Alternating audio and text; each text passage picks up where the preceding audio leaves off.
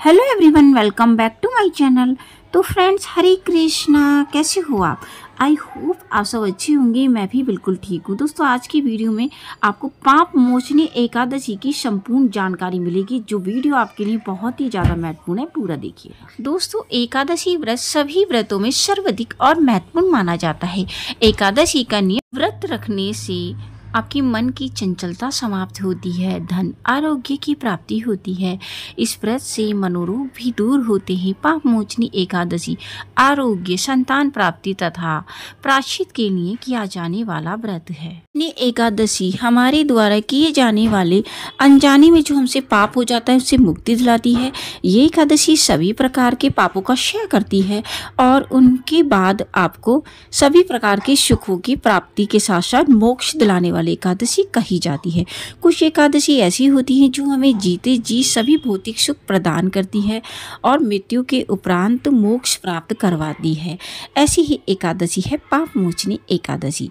कुछ जो पाप हैं जो हमसे हो जाते, जो कभी समाप्त नहीं हो सकते, उनमें से कुछ आते हैं, जैसे अबॉर्शन करना। कई बार हम लोग अबॉर्शन करा देते हैं कि अभी तो हमारा बच्चा छोटा है या अभी हमें बच्चा नहीं चाहिए, अबॉर्शन करा देते हैं। लेकिन आपको पता है उसका पाप आपको कितना लगता है? आपकी जो 7 पीढ़ियां हैं उनको आपका पाप लगता है। तो इसलिए वो हो गया एक। दूसरा हो जाता है गौ हत्या।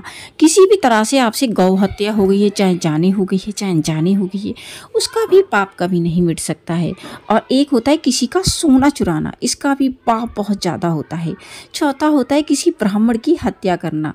आपसे इस तरह के कोई भी पाप हो गए हैं तो दोस्तों, इस व्रत को रखने से आपके जो पाप हैं वो नष्ट हो जाते हैं और आपका जो पतिव्रता व्रत भंग हो गया किसी भी कारण से, या आपसे पृथ्वी लोक में ऐसे पाप हो गए जो कभी नहीं कटेंगे और मरने के उपरांत भी आपको इससे मुक्ति नहीं मिलेगी, उन सब से आपको एक ही व्रत जो है आपको मुक्ति दिलाता है, वो है पाप मोचनी एकादशी।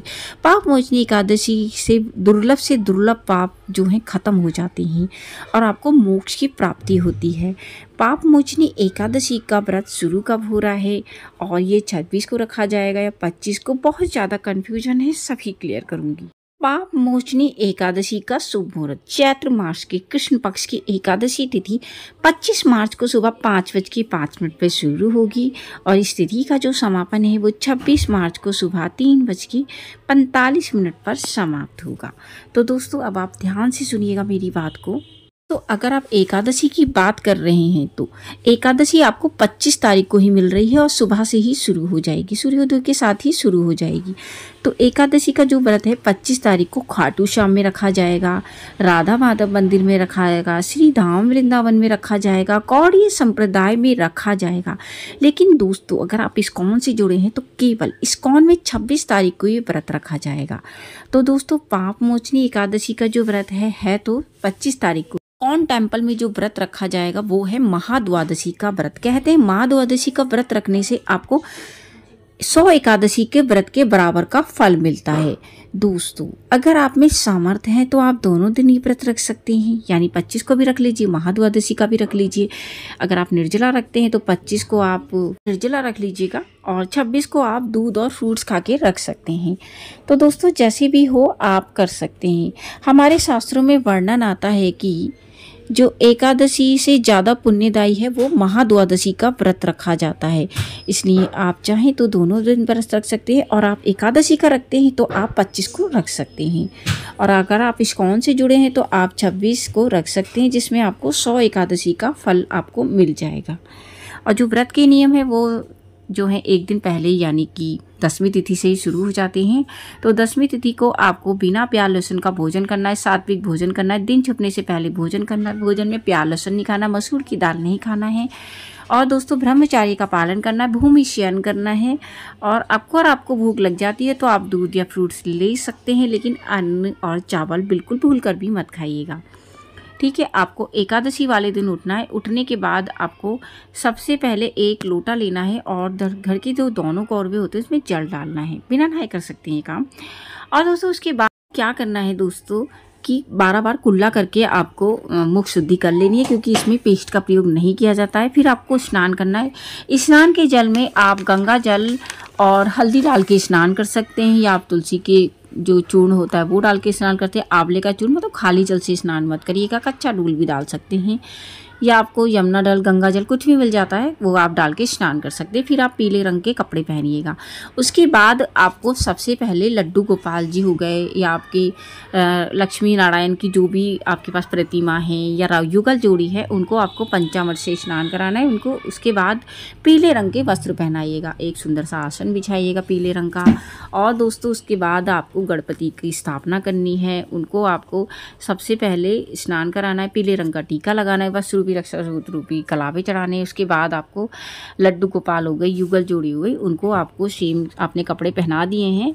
अब उनको आपको फल फूल जो भी है उनको चढ़ाइएगा दोस्तों, और अच्छे से एक अखंड दिया जलाइएगा। अखंड दिया जो है वो आपका आप अभी भी जला सकते हैं या आप शाम को भी जला सकते हैं, कोई नहीं, आप नॉर्मल दिया भी जला सकते हैं। और उसके बाद संकल्प लीजिए, आपको 1 रुपये का सिक्का लेना है, सुपारी लेना है, तिल लेने, फूल लेने हैं, गंगा जल लेना है और बोलना है श्री विष्णु श्री विष्णु श्री विष्णु। अपना नाम बोलना है, स्थान बोलना है जिस स्थान से आप व्रत रख रहे हैं, अपना गोत्र बोलना है। आप ये व्रत निर्जला रखने, फलाहारी रखने, ये सब रख। अगर आप 2-2 दिन का व्रत रख रहे हैं तो आप बोलेंगे कि मैं 48 घंटों का व्रत रख रही हूँ, ठीक है। अगर आप खाली एकादशी का रख रहे हैं तो वो सब आप उसमें बोल सकते हैं। और संकल्प को भगवान जी के चरणों में स्थापित कर दीजिएगा दोस्तों। उसके बाद आपको पाप मोचनी एकादशी की कथा होती है वो पढ़नी है। और उसके बाद भगवान जी का जो प्रिय भोग है वो लगाना है। मखाने की खीर आप कभी भी लगा सकते हैं, आप स्वयं भी खा सकते हैं, लेकिन आज के दिन का जो प्रिय भोग है वो होता है चिरौंजी। चिरौंजी का भोग लगाने से आपको चूहे की योनि नहीं मिलती है, तो आप उनको वो लगा दीजिएगा दोस्तों। और उसके बाद आप उनकी आरती करिएगा। फिर तुलसी महारानी की आरती करिएगा। तुलसी महारानी की जो आरती है वो आप उनको फल फूल जो भी उनको चढ़ाइएगा, फिर आरती करिएगा। 11 बार एटलीस्ट जरूर परिक्रमा करिएगा, ज़्यादा कर सकते हैं तो ज़्यादा भी कर सकते हैं। उसके बाद आपको पूरा दिन हरे कृष्णा महामंत्र का जाप करना है। विष्णु सहस्त्र नाम आप फ़ोन में सुन सकते हैं, भगवान का भजन कर सकते हैं, कीर्तन कर सकते हैं। अच्छा जी, अब शाम को दिन छुपने से पहले आपने फलाहारी रखा है तो आप फल वगैरह, दूध वगैरह ले सकते हैं दोस्तों। उसके बाद आपको 2 दिए मुख्य द्वार पे जलाने हैं, 1 दिया तुलसी पे जलाना है, 1 आकाश मंडल पे जलाना है दोस्तों। तो दोस्तों इस तरह से करने के बाद आपको पूजा वगैरह करनी है और रात्रि में 12 बजे तक एटलीस्ट आपको जगना होता है। उससे ज़्यादा भी जग सकते हैं तो आप जग सकते हैं, लेकिन 12 बजे तक जरूर करिएगा। उसके बाद अगले दिन आपको उठना है। अच्छा, अगले दिन जो है, अगर पारण की मैं बात करूं, अगर ने 25 तारीख को व्रत रखा है ना, तो आपको 26 तारीख को व्रत का जो पारण है वो करना है 1:30 बजे से 4 बजे के बीच। जी हाँ, पारण का समय थोड़ा सा लेट है क्योंकि कुछ अशुभ ग्रह कुछ आ गए हैं, इस वजह से आप इसी बीच पारण करिएगा। लेकिन अगर आप 26 तारीख को व्रत रख रहे हैं तो आपको व्रत 27 को खोलना है और 27 तारीख को सुबह पारण का जो समय रहेगा वो रहेगा सुबह 6:17 से 8:45 तक का। तो आप जिस दिन भी व्रत रख रहे हैं तो आप इस तरह से पारण कर सकते हैं। लेकिन आपने 25-26 दोनों को व्रत रखा है तो आप 27 को ही व्रत का पारण करेंगे और पारण का जो समय रहेगा वो रहेगा 6:17 से 8:45 तक। तो दोस्तों ये थी जानकारी आपके लिए एकादशी की कि 25 को रखना है, 26 को रखना है और क्यों रखा जा रहा है इस कौन में ये 26 तारीख को व्रत। ये संपूर्ण आपको जानकारी मैंने दी है, पूजा विधि भी आपको बताई है, प्रिय भोग बताया है। आई होप कि आपको ये वीडियो बेहद पसंद आया होगा। यदि वीडियो पसंद आया हो तो वीडियो को लाइक शेयर करिएगा। चैनल पे नए हैं तो चैनल को सब्सक्राइब करना बिल्कुल ना भूलें। दोस्तों मैं मिलती हूँ न्यू वीडियो में न्यू टॉपिक के साथ, तब तक के लिए हरे कृष्ण।